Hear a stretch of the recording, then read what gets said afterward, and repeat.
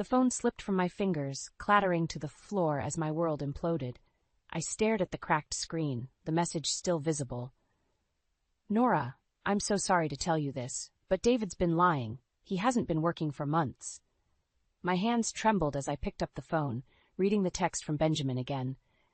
David's brother had always been the black sheep of the family, but he'd never lied to me. Unlike my husband, apparently.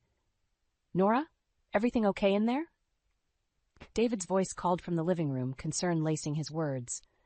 I swallowed hard, willing my voice not to shake. Fine. Just dropped my phone. Lies. More lies. How long had this been going on? I took a deep breath, smoothing my shirt and plastering on a smile before walking into the living room. David lounged on the couch, feet propped up on the coffee table, a beer in hand. The sight of him so relaxed, while I'd been working overtime to keep us afloat, made my blood boil. Hey, honey, he said, flashing that charming grin that used to make my heart flutter. Now it just made me sick. Want to order in tonight? I'm thinking Chinese.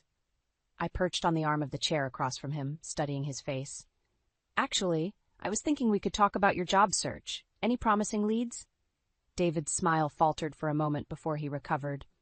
Oh, you know how it is. The market's tough right now, but I've got a few irons in the fire. Really? I pressed, my voice sharper than intended. Because Benjamin seems to think you haven't been looking at all. The color drained from David's face. You talked to Ben? Nora, you know he's always trying to stir up trouble. Don't. I held up a hand, cutting him off. Just don't lie to me anymore, David. How long have you been unemployed? He set down his beer, running a hand through his hair. It's not what you think. How? Long. David sighed, shoulders slumping. 3 months. The room spun. That 3 months of lies, of watching me struggle to make ends meet while he sat at home. 3 months of his mother, Michelle, criticizing my inability to take care of her son properly. Why? I whispered, fighting back tears. Why would you do this to us? I didn't mean for it to go on this long, David said, leaning forward. I lost my job and I was ashamed. I thought I'd find something quickly, but then what? I snapped. You decided it was easier to let me carry the burden while you played video games all day? David flinched. That's not fair. I've been depressed, Nora. You know how hard it's been for me. I laughed bitterly. Oh, I'm sorry. I didn't realize your depression gave you the right to lie to your wife for months on end. The doorbell rang, startling us both. David stood, reaching for his wallet. That'll be Mom. I invited her over for dinner. My jaw dropped. You what? I thought it might cheer us up, he said weakly. You know how she loves to cook. David, so help me God if you open that door. But it was too late. Michelle bustled in, arms laden with grocery bags. There's my boy, she cooed, kissing David's cheek before turning her critical gaze on me. Nora, dear, you look awful. Have you been getting enough sleep? I gritted my teeth, fighting the urge to scream. Michelle, now's not a good time. Nonsense, she interrupted, heading for the kitchen. I'm making David's favorite pot roast. Lord knows the poor boy needs some proper nutrition. As Michelle prattled on about her son's favorite foods, I locked eyes with David. The guilt in his gaze confirmed everything. He'd been lying about more than just his job. I can't do this, I whispered, grabbing my keys and heading for the door. Nora, wait. David called after me, but I was already gone, slamming the door behind me. As I sat in my car, hands gripping the steering wheel, I realized this was just the beginning. The life I thought I knew was unraveling, and I had no idea how to stop it. I stormed into the teacher's lounge, slamming my lunch bag onto the table. My colleagues looked up, startled, but quickly returned to their conversations. All except for Sarah, my closest friend at work. Rough morning? She asked, sliding into the chair next to me. I laughed bitterly. You have no idea. David's mother is coming over for dinner tonight.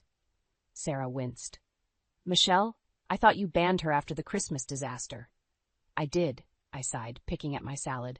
But apparently, my husband has decided that my feelings don't matter anymore. Before Sarah could respond, my phone buzzed. Michelle's name flashed across the screen, and I groaned. Speak of the devil, I muttered, answering the call. Hello, Michelle. Nora, dear. Her saccharine voice dripped through the speaker. I was just calling to make sure you remembered to pick up David's dry cleaning. You know how he likes his shirts pressed just so. I gritted my teeth. Michelle, David can pick up his own dry cleaning. I'm at work. Oh, that's right, she clucked. I forget you insist on working. It must be so difficult for David not having a proper homemaker for a wife. My knuckles turned white as I gripped the phone. I have to go, Michelle. I'll see you at dinner. I hung up before she could respond, my hands shaking with rage. Sarah touched my arm. Nora, you okay? No, I whispered. I'm really not. The rest of the school day passed in a blur. As I pulled into our driveway that evening, I steeled myself for the battle ahead. The smell of roasting meat hit me as soon as I opened the front door. There you are, Michelle called from the kitchen. I was beginning to worry you'd forgotten about us. I found her at the stove, stirring a pot while David set the table. He gave me a sheepish smile, which I ignored. How thoughtful of you to start dinner, Michelle, I said, my voice dripping with sarcasm. I'm sure David appreciates having his mommy take care of him. Michelle turned, her eyes narrowing. Well, someone has to, dear. Lord knows you're too busy with your little job to properly care for my son. My little job? I sputtered. You mean the one that's been paying all our bills for the past 3 months? David's head snapped up. Nora, please. No, David. I cut him off. I'm done pretending everything's fine. Your mother needs to know the truth. Michelle looked between us, confusion etched on her face. What truth? David, what is she talking about? I laughed humorlessly. Go ahead, David. Tell your mother how you've been lying about having a job. Tell her how you've let me struggle to keep us afloat while you sit around all day. The color drained from Michelle's face. Is this true, David? David hung his head. Mom, I can explain. Oh, I'm sure you can, I snapped. Just like you can explain why you keep spending money we don't have on fancy dinners with your mother. Michelle gasped. David, you told me those dinners were business meetings. They were, David protested weakly. Sort of. I was networking. I shook my head in disbelief. Networking? Is that what you call drinking expensive wine and complaining about your horrible wife? Michelle bristled. Now, see here, Nora. I won't have you speaking to my son that way. If you were a better wife, perhaps he wouldn't be in this situation. Something inside me snapped. Get out, I said, my voice low and dangerous. Excuse me, Michelle sputtered. I said, get out, I shouted, pointing at the door. Both of you. I can't do this anymore. David reached for me. Nora, please, let's talk about this. I jerked away from his touch. There's nothing left to say, David. I want you and your mother out of this house. Now. As they gathered their things, Michelle muttering about ungrateful daughters-in-law, I sank onto the couch, my head in my hands. The door closed behind them, and for the first time in months I allowed myself to cry. My phone buzzed, and I looked down to see a text from Benjamin. How'd it go? Did you confront him? I took a shaky breath, typing out my response. It's over, Ben. I kicked them both out. His reply came quickly. Good, you deserve better, Nora. Both of you do. Both of us? What did he mean by that? As I stared at the cryptic message, a horrible suspicion began to form in my mind. There was more to this story than I realized, and I was determined to uncover the truth. I stared at the pregnancy test in my trembling hands, the 2 pink lines mocking me. This couldn't be happening. Not now, not with everything falling apart around me. A knock at the bathroom door made me jump. Nora, you okay in there? David's voice called out, concern lacing his words. I quickly shoved the test into my pocket. Fine. I called back, my voice higher than usual. Just a minute. I splashed water on my face, trying to compose myself before facing my husband. When I opened the door, David was leaning against the wall, arms crossed. You've been in there for 20 minutes, he said softly. What's going on? I brushed past him, heading for the kitchen. Nothing. I'm fine. David followed, his brow furrowed. Nora, please, talk to me. I know things have been tense lately, but I whirled around, anger suddenly bubbling up. Tense? That's what you call this? You've been lying to me for months, David. Your mother treats me like dirt, and now... I trailed off, my hand unconsciously moving to my stomach. David's eyes widened. Now what? Nora, are you... I nodded, tears spilling over. I'm pregnant. The silence that followed was deafening. David stumbled backward, sinking into a chair. But how? I mean, we've been trying for so long. I know, I whispered. Believe me, I know. David reached for my hand, but I pulled away. This is wonderful news, isn't it? He asked, his voice uncertain. I laughed bitterly. Is it? We can barely afford to feed ourselves, David. How are we supposed to raise a child? I'll get a job, he said quickly. I promise. Nora, I'll start looking today. I shook my head. You've been saying that for months. Why should I believe you now? Before David could respond, my phone buzzed. A text from Benjamin. We need to talk. Can you meet me at the coffee shop on 5th?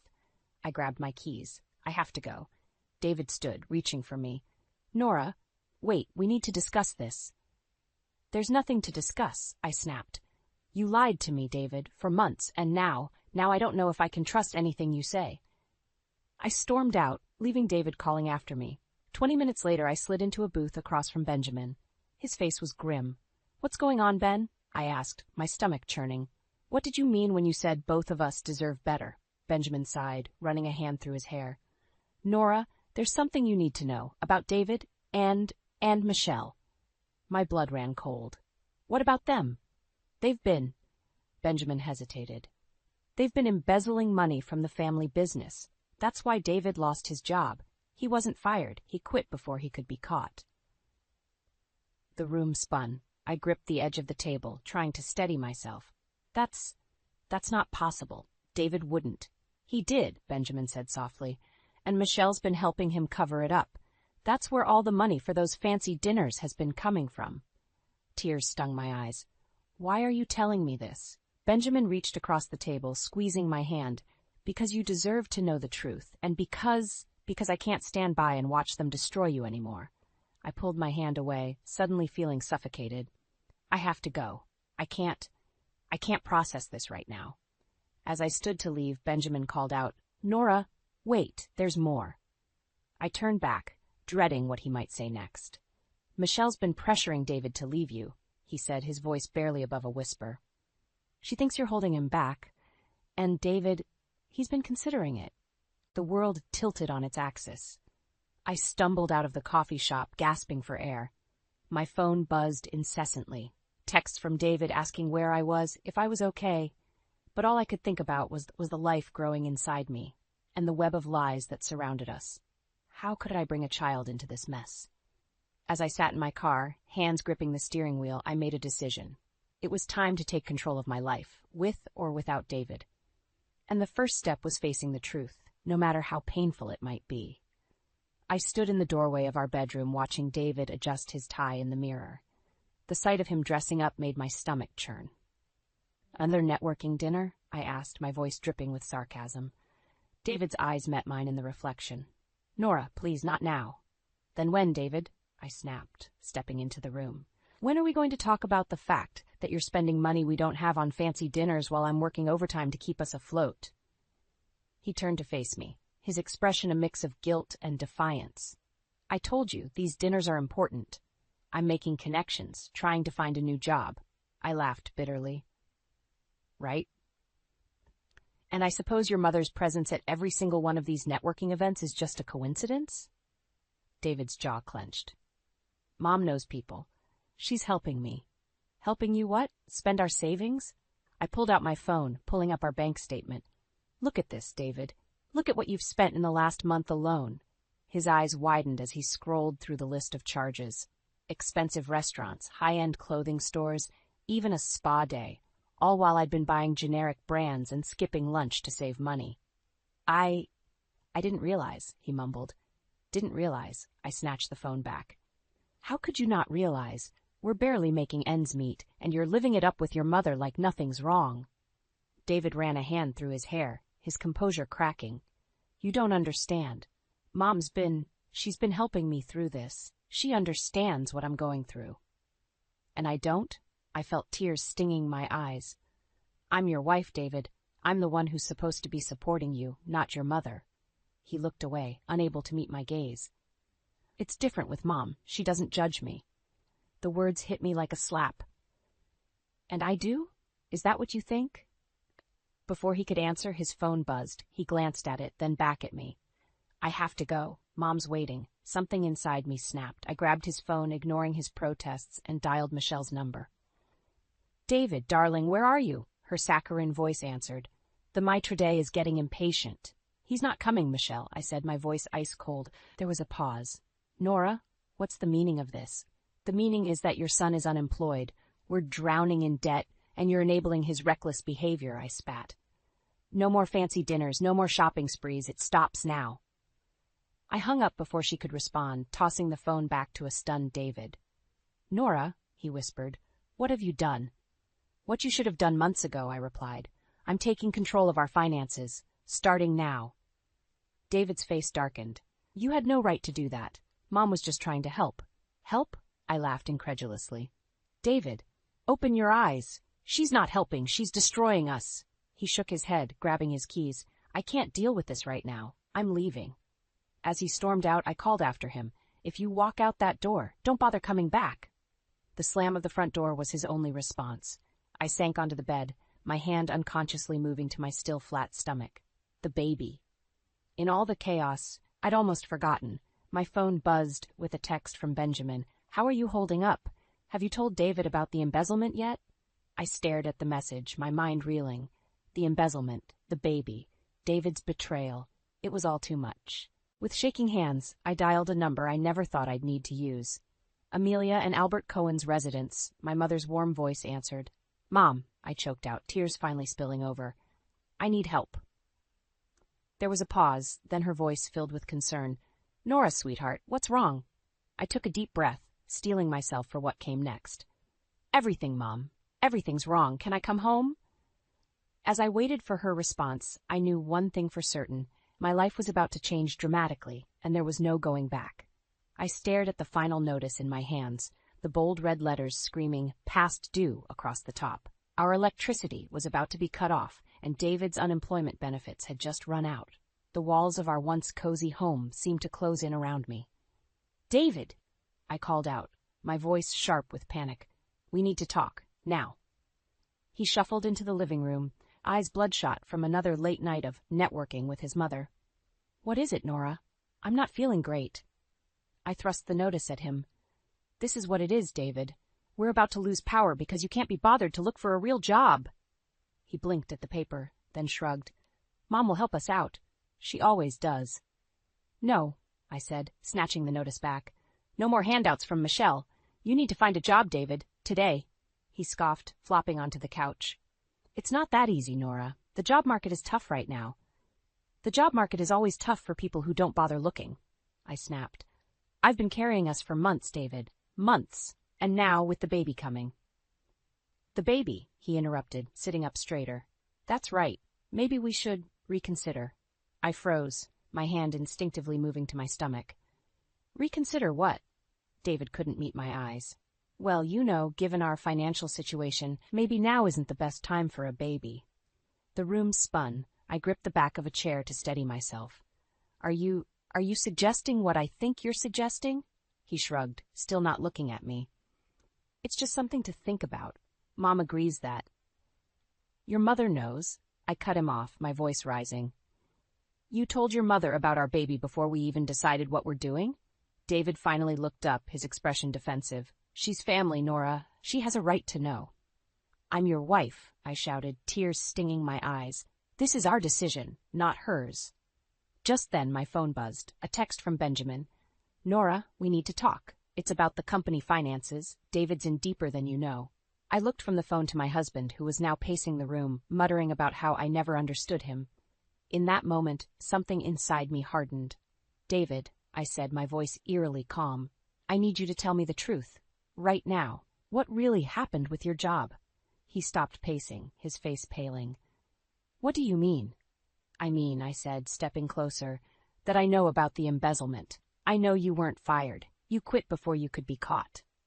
David's mouth opened and closed like a fish out of water. How did you? It doesn't matter, I cut him off. What matters is that you've been lying to me, about everything, and now you want me to give up our baby because you can't face the consequences of your actions? He reached for me, his eyes pleading. Nora, please, you don't understand. Mom and I, we had a plan. We were going to fix everything. I jerked away from his touch. Fix it how, David? By spending money we don't have? By lying to me at every turn? I did it for us, he shouted, his composure finally cracking. For our future. I laughed bitterly. Our future? There is no hour anymore, David. Not after this. I grabbed my keys and headed for the door. David called after me. Where are you going? I turned back, my hand on the doorknob. To see your brother, and then to a lawyer. This marriage is over, David."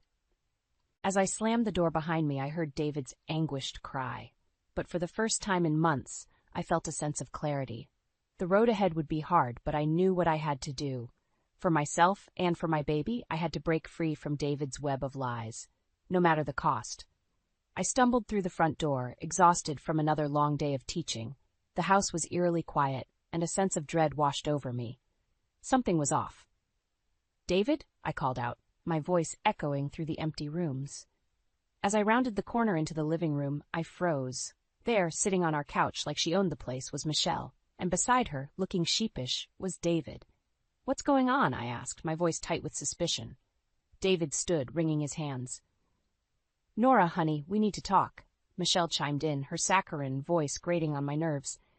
"It's about Harold, dear. He's passed away." I blinked, trying to process the information. "David's father dead?" I'm so sorry," I managed to say. "When did this happen?" 2 days ago, David replied, not meeting my eyes. "The funeral's tomorrow." My mind reeled. 2 days. Why was I just hearing about this now? Before I could voice my confusion, Michelle spoke again. "The thing is, dear," she said, her eyes glinting with something that made my skin crawl, "I can't bear the thought of living alone in that big house. So, David and I have decided... We've decided that Mom should come live with us." David finished, his words hitting me like a physical blow. The room spun. I gripped the doorframe to steady myself. "You..." "What?" David stepped towards me, his hands outstretched. "It's just temporary, Nora, until Mom gets back on her feet." I jerked away from him, anger bubbling up inside me. "And when exactly? Were you planning on discussing this with me?" Michelle tittered, a sound that set my teeth on edge. "Oh, Nora, don't be dramatic. It's already decided. I'll be moving in tomorrow after the funeral." Something inside me snapped. "Like hell you will," I snarled, rounding on David. "How dare you make this decision without me? This is my home, too." David's face hardened. "Mom needs us, Nora. I thought you'd understand that." "Understand?" I laughed bitterly. "Understand what, David? That you've once again put your mother's needs above our marriage, above our child?" Michelle gasped, her hand flying to her chest. "Child? David, you didn't tell me?" "Because it's none of your business," I shouted, beyond caring about propriety. "Just like it's none of your business where you live. You are not moving in here, Michelle." End of discussion. David grabbed my arm, his grip tight. "Nora, that's enough. Mom's staying, and that's final." I wrenched my arm free, fury coursing through me. "No, David, what's final is this marriage. I'm done." The room fell silent. Michelle's mouth hung open in shock, while David stared at me, his face a mix of anger and disbelief. "You don't mean that," he whispered. "I do," I replied, my voice steady despite the trembling in my hands. "I'm tired of being second best, David. I'm tired of your lies, your manipulations, and your complete disregard for my feelings." I turned to Michelle, who was now smirking triumphantly. "And you," I spat, "you can have him. You've always wanted to be the most important woman in his life. Congratulations, you've won." With that, I stormed out of the room, heading straight for our bedroom. I could hear David calling after me, but I ignored him as I began throwing clothes into a suitcase. As I zipped up the bag, David appeared in the doorway. "Nora, please," he begged. "Don't do this. We can work it out." I shouldered past him, pausing only to slip off my wedding ring. I placed it on the dresser, the soft clink seeming to echo in the tense silence. "There's nothing left to work out, David," I said, my voice barely above a whisper. "It's over." As I walked out the front door, I could hear Michelle consoling David, her voice sickly sweet. "Don't worry, darling. She'll come to her senses." But as I climbed into my car, tears finally spilling down my cheeks, I knew there was no going back. The life I had known was over, and it was time to face an uncertain future. Alone, but finally free. My hands shook as I gripped the manila envelope containing the divorce papers. After weeks of agonizing and late-night consultations with my lawyer, it was finally time. I took a deep breath and knocked on the door of what used to be my home. David answered, his eyes widening at the sight of me. "Nora, what are you doing here?" I thrust the envelope at him. "It's over, David. I want a divorce." He stared at the papers, his face paling. "You can't be serious. Nora, please, let's talk about this." "There's nothing left to talk about," I said, my voice steadier than I felt. "I've given you chance after chance. I'm done." Michelle's voice called from inside. "David, Who's at the door? I tensed as she appeared behind him, her eyes narrowing when she saw me. Oh, it's you. Come to beg for forgiveness, have you? Actually, I said, meeting her gaze, I've come to serve your son with divorce papers. Michelle's gasp of outrage was almost comical. David, you can't let her do this, after everything we've done for her? I laughed bitterly. Everything you've done for me? You mean lying, manipulating, and destroying our marriage? David finally found his voice. Nora, you're not thinking clearly. What about the baby?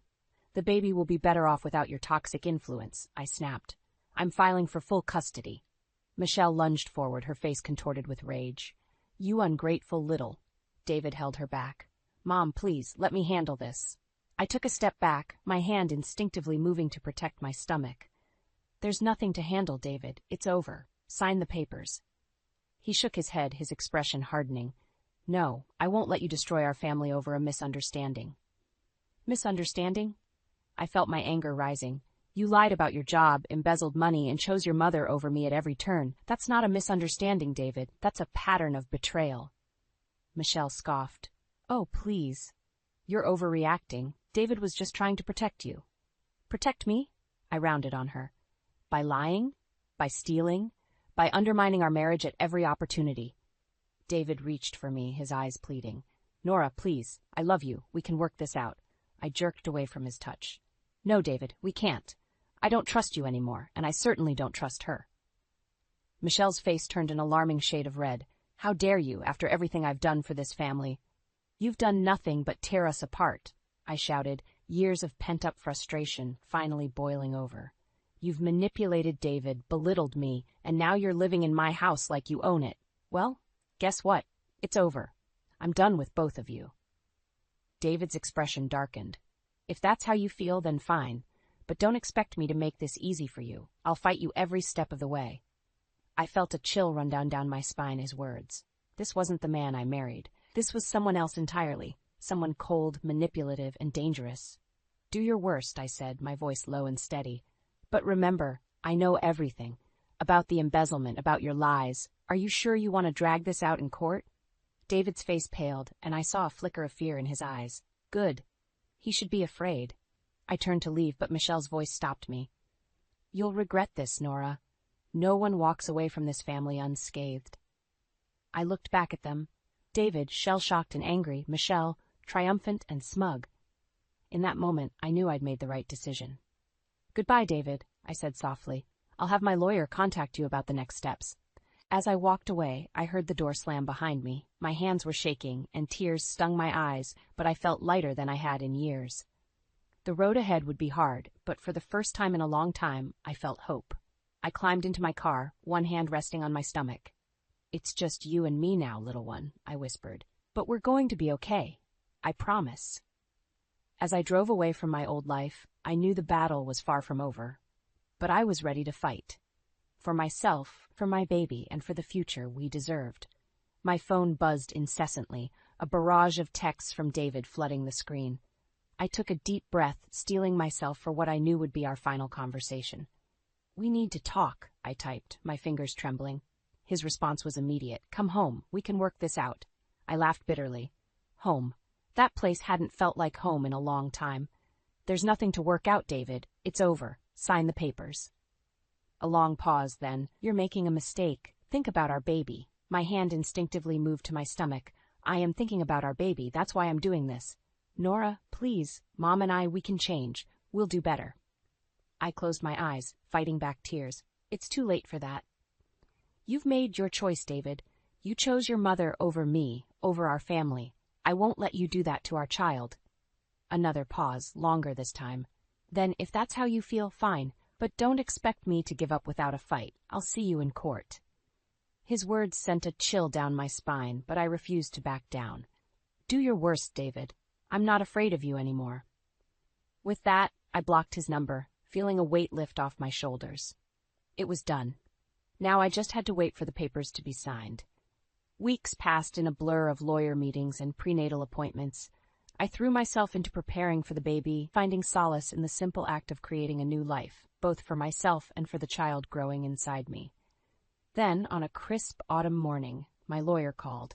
It's done, Nora. David signed the papers. You're officially divorced. I sank onto the couch, overwhelmed by a mix of relief and sadness. It was over. Really, truly over. As if on cue, my phone rang again. This time it was Benjamin. Nora, I thought you should know.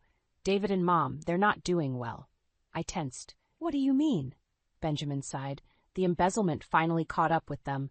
David's facing criminal charges and Mom, well, let's just say she's not handling it well. A part of me felt vindicated, but another part ached for the man I once loved. I'm sorry to hear that, Ben. But I can't get involved. I know, he said softly. I just wanted you to know that you made the right choice.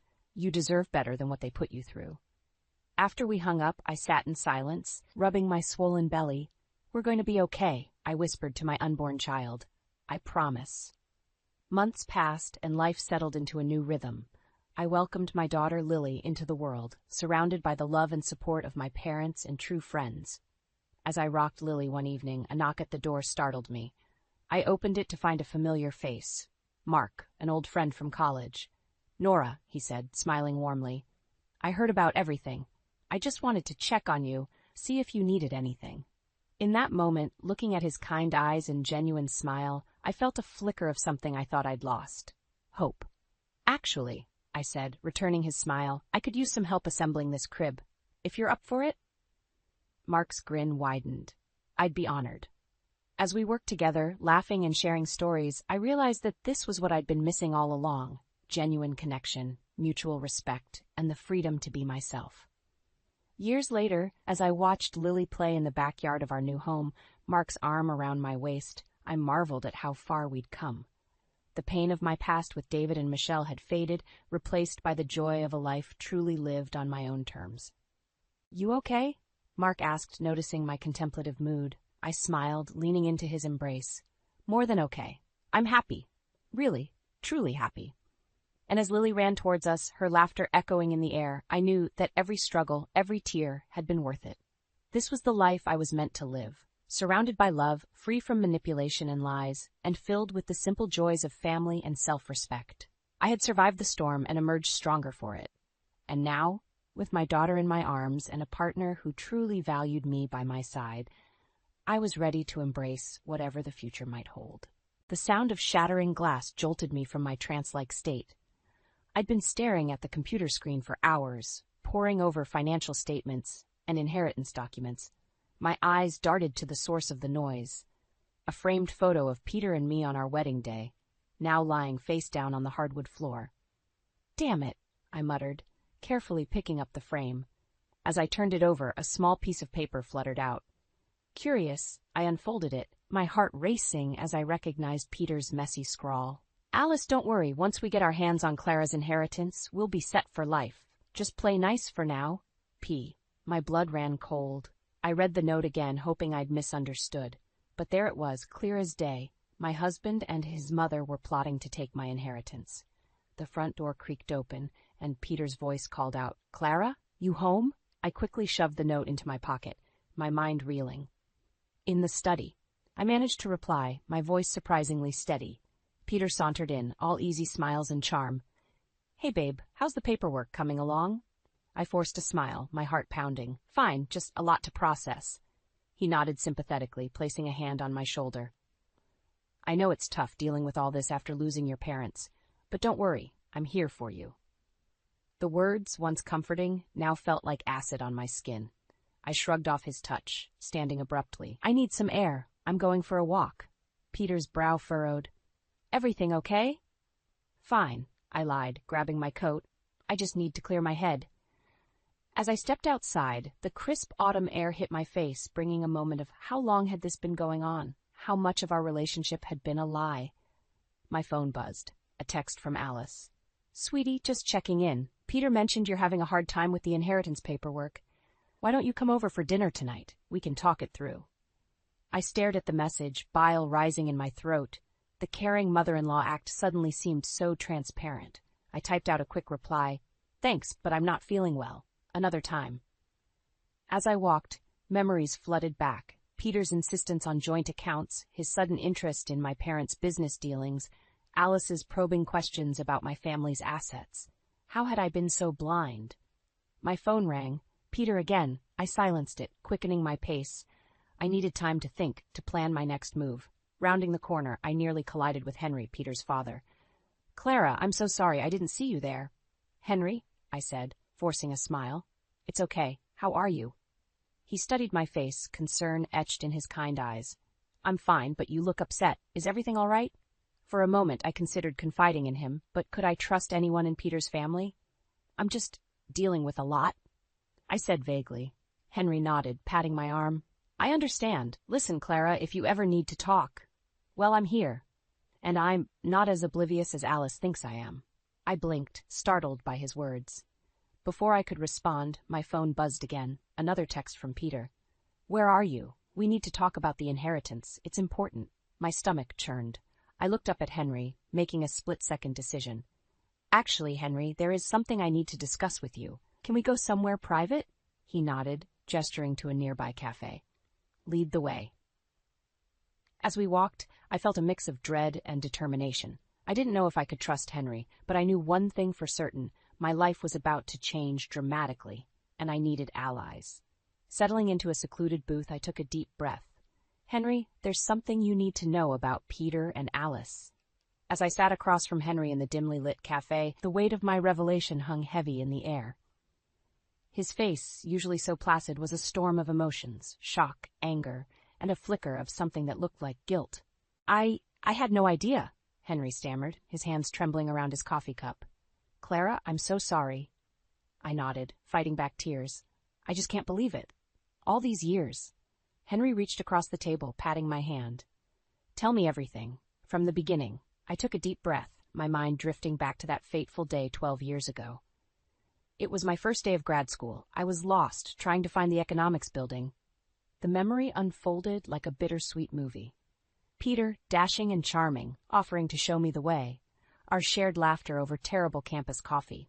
Late nights studying, which turned into late nights talking about our dreams. "He was so supportive of my career goals back then," I said, my voice catching. "He'd bring me dinner when I was buried in research, proofread my papers. I thought I'd found my soulmate." Henry nodded, his expression pained. "Peter can be very convincing when he wants something." A flash of anger surged through me. Was that all I was to him? Something he wanted? Before Henry could respond, my phone buzzed again. Another text from Peter. "Claire, are you? We need to talk about the inheritance now." I showed Henry the message, my hands shaking. "See? It's all he cares about." Henry's face hardened. "Clara, there's something you should know about Alice and Peter. They've always been opportunistic, but I never thought they'd go this far." As Henry began to speak, revealing years of manipulation and schemes, I felt my world tilting on its axis. The Peter was thought I knew. The loving husband, the supportive partner, was crumbling away, replaced by a stranger wearing his face. "About 5 years into your marriage," Henry said, his voice low, "I overheard Alice and Peter talking. They were discussing your career success, your potential inheritance. Alice was pushing Peter to convince you to start a family." The pieces started falling into place.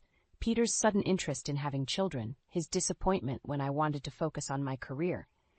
It had all been part of their plan. "They thought if you had a baby, you'd be more likely to step back from your career," Henry continued. "More reliant on Peter, easier to control."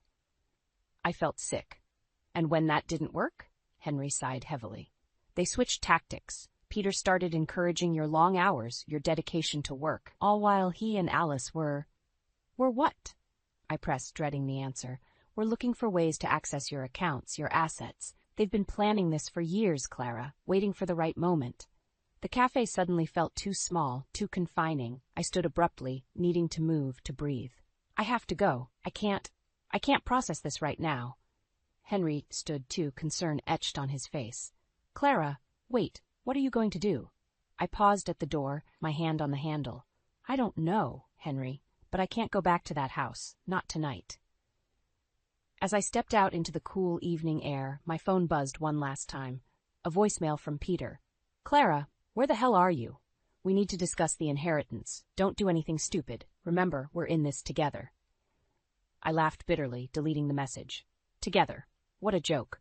With nowhere else to go, I found myself walking towards my parents' house, my childhood home, now empty and echoing with memories. As I approached the familiar porch, a figure stepped out of the shadows. "There you are," Peter said, his voice deceptively calm. "We need to talk." My heart pounded as I faced Peter on the porch of my childhood home. His familiar silhouette, once a source of comfort, now filled me with dread. "How did you know I'd be here?" I asked, my voice barely above a whisper. Peter stepped closer, his eyes glinting in the dim porch light. "I know you. Clara, where else would you go?" The irony of his words wasn't lost on me. He thought he knew me, but I was realizing I never truly knew him at all. "We need to talk about the inheritance," Peter continued, his tone businesslike. "There are some investments we should consider." "Stop," I interrupted, holding up a hand. "Just stop, Peter. I know about your plan with Alice. I found your note." For a moment, shock flashed across his face before he quickly composed himself. "What note? Clara, you're not making sense. You're upset about your parents, I understand, but—" "Don't," I snapped. "Don't you dare use my parents' death as an excuse. How long have you been planning this? How long have you been lying to me?" Peter's facade cracked, revealing a glimpse of the manipulator beneath. "Clara, be reasonable. We're married. What's yours is mine. I'm just trying to secure our future." "Our future?" I laughed bitterly. "Or your future with my money." Before Peter could respond, headlights swept across the yard, a car pulled up, and to my horror, Alice stepped out. "There you are," she called, her voice syrupy sweet. "We've been so worried, dear. Why don't we all go inside and talk this through?" I felt trapped, cornered by the two people I once thought I could trust most in the world. As if on cue, my phone buzzed, a text from Henry. "Are you safe? Do you need help?" Drawing strength from the knowledge that at least one person was on my side, I straightened my spine. "No," I said firmly. "We're not going inside. In fact, I think you both should leave." Alice's smile faltered. "Now, Clara, don't be hasty. We're family. We only want what's best for you." "What's best for me?" I echoed incredulously. "Was it best for me when you pushed Peter to pressure me into having children I wasn't ready for? Or when you both started plotting to take my inheritance?" Alice's eyes widened, darting to Peter. "What have you told her?" "Nothing," Peter hissed. "She's hysterical. She found some note and jumped to conclusions." As they bickered, trying to salvage their scheme, a strange calm settled over me. In that moment, watching them scramble, I saw them for what they truly were, desperate, grasping people who had never truly cared for me at all. "I want a divorce," I said quietly, but with enough force to stop their argument cold. Peter turned to me, his face a mask of disbelief. "Clara, you can't be serious. Think about what you're saying." "I've never been more serious in my life," I replied, my voice steady. "It's over, Peter. You and Alice can leave now, or I'll call the police." Alice stepped forward, her mask of kindness completely gone. "You ungrateful little—" She was cut off by the sound of another car approaching. Henry's sedan pulled up, and he quickly got out, moving to stand beside me. "I think it's time you both left," Henry said firmly, addressing Peter and Alice. Peter looked between us, realization dawning. "Dad, you're taking her side?" Henry's voice was heavy with disappointment. "I'm on the side of what's right, son, something you and your mother seem to have forgotten." As Peter and Alice reluctantly retreated to their car, casting venomous glances back at us, I felt a weight lift from my shoulders, but it was quickly replaced by a new, crushing realization. I turned to Henry, tears finally spilling over. My parents, they're really gone, aren't they? And I've been so caught up in all this that I haven't even begun to grieve. Henry placed a comforting hand on my shoulder. "They are, Clara. I'm so sorry, but you're not alone. We'll get through this together." As I stood there, watching Peter and Alice drive away and feeling the solid presence of Henry beside me, I knew my life would never be the same. The road ahead would be difficult, filled with grief and legal battles, but for the first time in days, I felt a glimmer of hope. I would survive this. I would come out stronger. Little did I know, the real fight was only just beginning. The harsh fluorescent lights of my office did little to dispel the darkness that had settled over my life. It had been 3 weeks since the confrontation with Peter and Alice, 3 weeks since I'd started the divorce proceedings, and 3 weeks since I'd buried my parents. The grief and betrayal swirled together, a toxic cocktail that threatened to overwhelm me. I buried myself in work, taking on extra projects and staying late at the office. It was easier to lose myself in spreadsheets and financial reports than to face the empty house that no longer felt like home. "Clara?" My assistant's voice broke through my concentration. "There's someone here to see you. He says it's urgent." I looked up, expecting to see Peter or maybe Henry. Instead, a stern-faced man in a crisp suit stood in my doorway. "Miss Thompson, I'm Richard Hawthorne, your parents' attorney." He extended his hand, which I shook numbly. "We need to discuss your inheritance." My stomach dropped. "Is something wrong?" Richard's expression was grim. "I'm afraid there are some complications. May I sit?" As he settled into the chair across from me, I braced myself for more bad news. I wasn't disappointed. "Your parents' estate is more complex than we initially thought," Richard began. "There are some outstanding debts and legal issues that need to be resolved before the inheritance can be distributed." I felt the blood drain from my face. "What kind of legal issues?" Richard sighed heavily. "It appears your father made some questionable investment decisions in the months before his death. There are allegations of insider trading." The room seemed to spin. My father, the epitome of business ethics, involved in insider trading? It didn't make sense. "That's impossible," I said, my voice shaking. "My father would never—" "I understand this is difficult to hear," Richard interrupted gently, "but the evidence is quite compelling. If these allegations are proven true, it could significantly impact the estate's value." As Richard continued to explain the legal intricacies, my mind raced. Was this why Peter and Alice had been so eager to get their hands on the inheritance? Did they know about these problems? "What does this mean for me?" I asked, interrupting Richard's explanation. He looked at me sympathetically. "It means the inheritance is frozen for now, and there's a possibility that you might be held liable for some of your father's debts." The news hit me like a physical blow. Not only was I losing my parents' legacy, but I might also end up in financial ruin. "What can I do?" I asked, fighting to keep my voice steady. "For now, we need to go through all of your parents' financial records," Richard said. "Every transaction, every investment. We need to build a defense and try to salvage what we can of the estate." I nodded, my mind already shifting into problem-solving mode. "I'll start tonight. I have access to most of their files." As Richard left, promising to be in touch soon, I sat back in my chair, feeling the weight of the world on my shoulders. I had thought the worst was behind me, but it seemed the real battle was just beginning. My phone buzzed. A text from Peter. "Heard about your dad's legal troubles. Still want that divorce? Might be smarter to stick together now." Anger surged through me, temporarily displacing the grief and fear. How dare he try to use this situation to manipulate me? With shaking hands, I typed out a reply. "The divorce stands. I'd rather face this alone than with a liar by my side." As I hit send, a strange calm settled over me. I realized that despite everything, the loss, the betrayal, the looming financial disaster, I felt stronger than I had in years. I was on my own, yes, but for the first time in a long time, I was fighting for myself. I stood up, gathering my things. It was time to go home, not to the house I'd shared with Peter, but to my parents' home. I had work to do, a legacy to protect, and a future to salvage.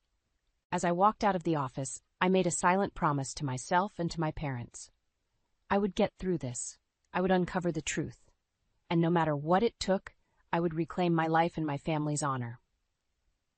The attic of my childhood home was a time capsule filled with dusty memories and forgotten treasures.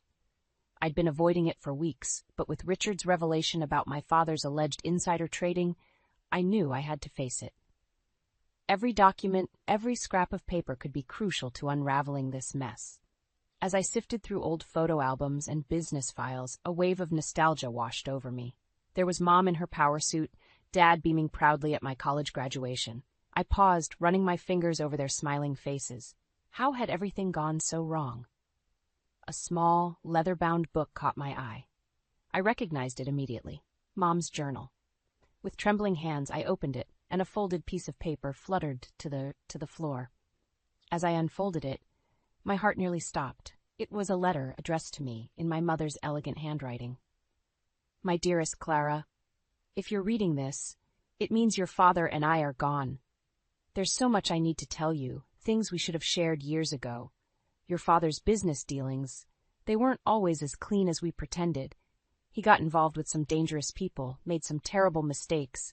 We've been trying to fix things to protect you, but if something happens to us before we can make it right, you need to know the truth. There's a safety deposit box at First National Bank, box number 542. The key is taped to the back of your father's desk in the study. Everything you need to know is there. Be careful, sweetheart. Trust no one. We love you more than you could ever know. Mom.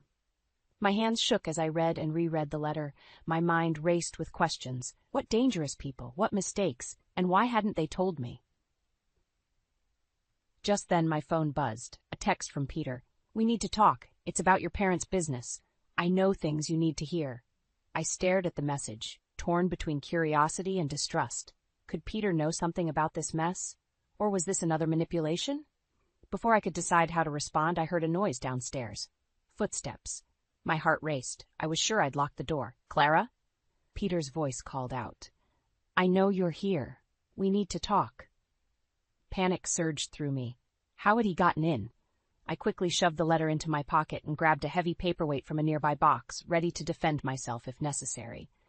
As I crept down the attic stairs, I could hear Peter rummaging through the study. My father's study, where the key to the safety deposit box was hidden. Stop right there, I said, my voice steadier than I felt as I entered the room. Peter whirled around, surprise flashing across his face before he composed himself. Clara, thank God, I've been trying to reach you. There's something you need to know about your father's business. How did you get in here? I demanded, gripping the paperweight tighter.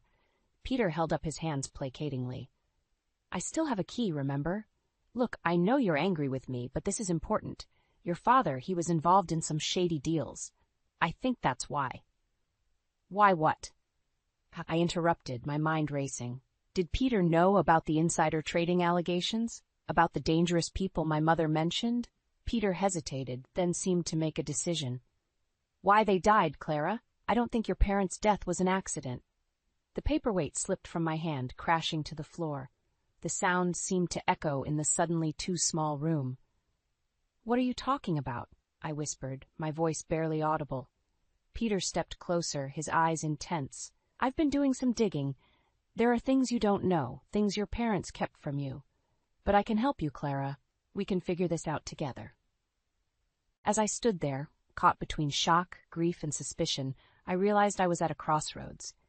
Could I trust Peter, the man who had betrayed me? Or was I truly alone in this fight to uncover the truth and protect my family's legacy? My mother's words echoed in my mind, trust no one. But as I looked at Peter, I knew I had to make a choice. The truth was out there, and I needed to find it, with or without him. Tell me everything, I said, my voice barely above a whisper. But know this, if you're lying to me, if this is some kind of trick, I swear I'll... It's not, Peter interrupted, his face serious. I promise, Clara, no more lies. It's time you knew the truth about your parents. My heart pounded as I stared at Peter, his words about my parents' death echoing in my mind. What do you mean it wasn't an accident? I demanded, my voice trembling. Peter's eyes darted around the room nervously. Clara, your father was in deep with some dangerous people. I've been investigating, and I think... The sudden sound of the front door slamming cut him off. Clara? Peter? Alice's shrill voice rang out. Peter's face paled. Shit, he muttered. She wasn't supposed to be here. As Alice's footsteps approached, I made a split-second decision. Hide, I hissed at Peter, shoving him towards the closet. I need to hear what she has to say without you interfering. Just as Peter disappeared into the closet, Alice burst into the study, her face a mask of false concern. Clara, darling, I've been so worried. I came as soon as I heard about the inheritance troubles. I steeled myself, forcing a neutral expression. How thoughtful, Alice. How exactly did you hear about that? Alice faltered for a moment before regaining her composure. Oh, you know how news travels. Now, let's discuss how we can help you through this difficult time. As Alice prattled on about financial advisors and legal teams, my mind raced. How much did she know? Was she involved in whatever Peter was hinting at? Alice, I interrupted, what do you know about my father's business dealings? Her eyes narrowed slightly. Why, nothing more than what any of us knew. Paul was a successful businessman, but the details, well, that was his domain. I took a deep breath, deciding to take a risk. And what about the insider trading allegations? Alice's reaction was immediate and telling. Her face drained of color, and her hand flew to her throat. I don't know what you're talking about, she stammered. I think you do, I pressed, taking a step closer. I think you know a lot more than you're letting on. About the insider trading, about the dangerous people my father was involved with, maybe even about my parents' death. Alice's facade crumbled.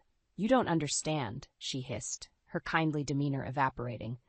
Your father was going to ruin everything. We had to protect our interests. My blood ran cold. We? Who's we, Alice? Before she could answer, the closet door burst open, and Peter stumbled out. Mom, stop, he shouted. This isn't what we agreed on. Alice whirled on him, her face contorted with rage. You fool, what are you doing here? As they argued, pieces started falling into place. The inheritance scheme, the sudden interest in my parents' business, the convenient timing of their deaths. It was all connected. You were involved, I whispered. The realization hitting me like a physical blow. Both of you. In my parents' death. Peter turned to me, his eyes pleading.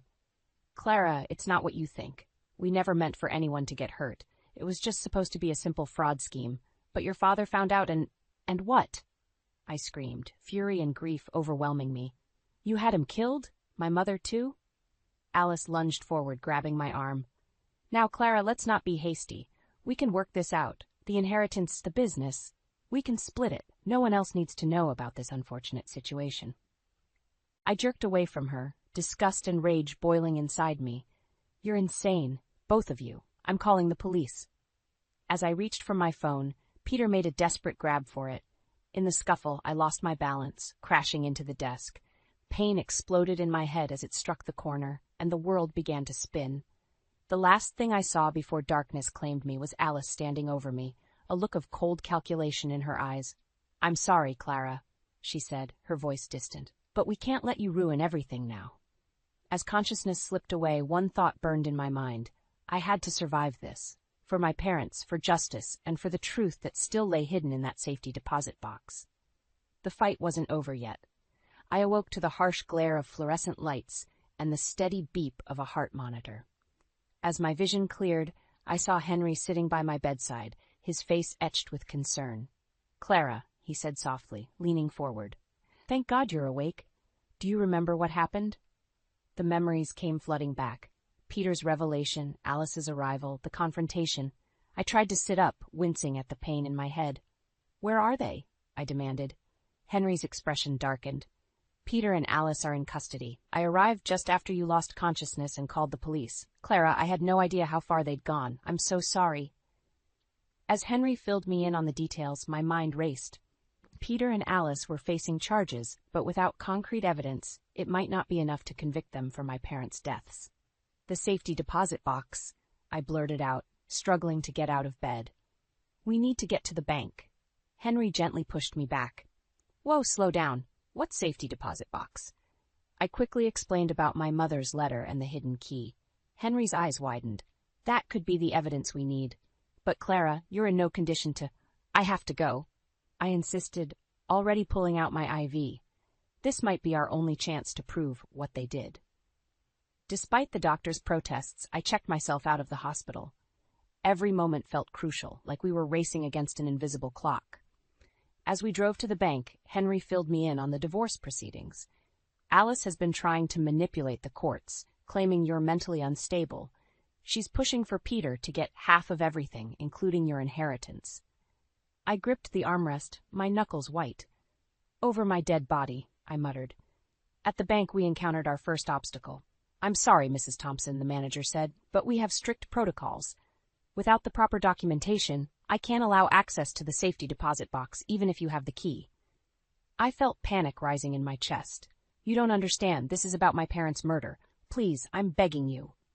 The manager hesitated, then nodded. I'll make an exception, but I'll need to be present when you open it.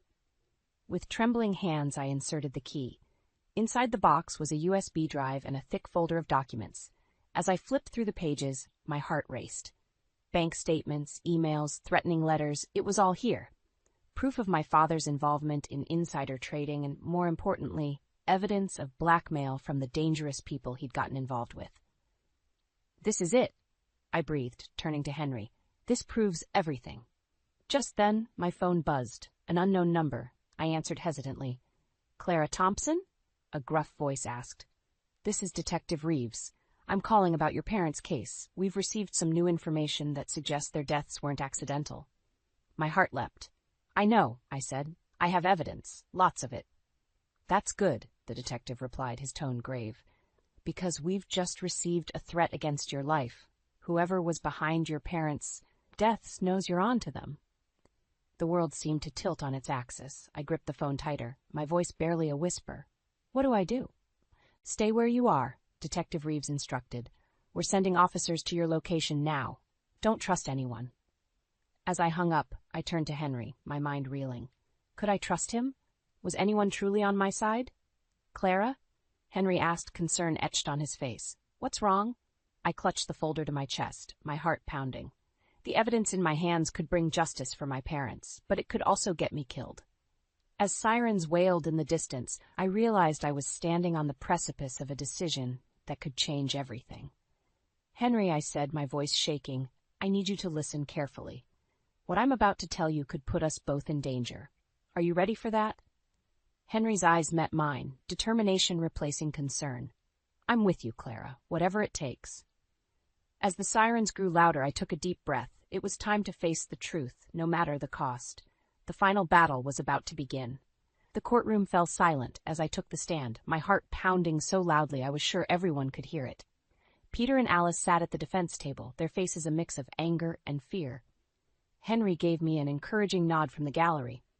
Miss Thompson, the prosecutor began, please tell the court what you discovered in your parents' safety deposit box. Taking a deep breath, I recounted everything, the insider trading, the blackmail, the threats. With each word, I could see Peter and Alice growing more agitated. And in your opinion, the prosecutor continued, what led to your parents' deaths? I looked directly at Peter and Alice as I answered. They were murdered because they were going to expose the corruption, and the people responsible are sitting right there. Chaos erupted in the courtroom. Alice leapt to her feet, screaming accusations, while Peter seemed to crumple in on himself. As the judge called for order, I felt a weight lift from my shoulders. The truth was finally out. The trial lasted for weeks, each day bringing new revelations and shocking twists. But in the end, justice prevailed. Peter and Alice were found guilty on all counts, including conspiracy to commit murder. As I watched them being led away in handcuffs, I felt no joy, only a profound sense of relief and sadness. It was over, but at what cost?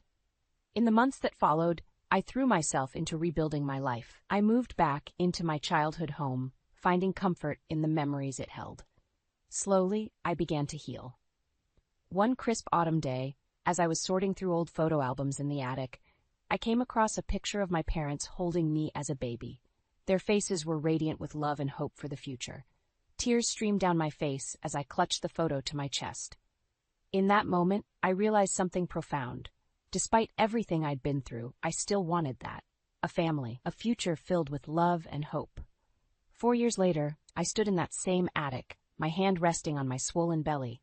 The room was half-packed, filled with boxes labeled nursery and baby clothes. Clara, my husband's voice called from downstairs. The movers are here. Are you ready? I smiled, taking one last look around the room that held so many memories, both painful and precious. Coming, I called back. As I made my way downstairs, I paused in front of the mirror in the hallway. The woman staring back at me was different from the one who had first uncovered Peter's betrayal all those years ago. Stronger, wiser, and finally, truly happy. My husband David met me at the bottom of the stairs, his face lighting up as he saw me. There's my girls, he said softly, placing a gentle hand on my belly. I leaned into his embrace, feeling our baby kick between us. We're ready, I whispered. As we walked out of my childhood home for the last time, I felt a sense of peace wash over me. The house had served its purpose. It had been a sanctuary, a place of healing. But now it was time for a new chapter. We drove to our new home, a charming house with a big yard and plenty of room for our growing family. As David helped me out of the car, I caught sight of Henry walking up the driveway, a housewarming gift in his hands. Welcome home, he said, pulling me into a warm hug. Looking at the two men who had stood by me through everything, my supportive husband and the father-in-law who had become more like a father, I felt overwhelmed with gratitude. That night, as David and I sat on our new porch swing, watching the sunset, I reflected on the journey that had brought me here. The pain, the betrayal, the fight for justice, it had all led to this moment. "What are you thinking about?" David asked, squeezing my hand. I smiled, placing our intertwined hands on my belly. "The future," I replied, "and how sometimes you have to go through the darkest times to find your way to the light." As the first stars appeared in the twilight sky, I felt our baby kick again. A reminder that life goes on, that there's always hope for new beginnings. I had survived, I had thrived, and now surrounded by love and on the cusp of motherhood, I was ready to embrace whatever the future held. The end was really just the beginning.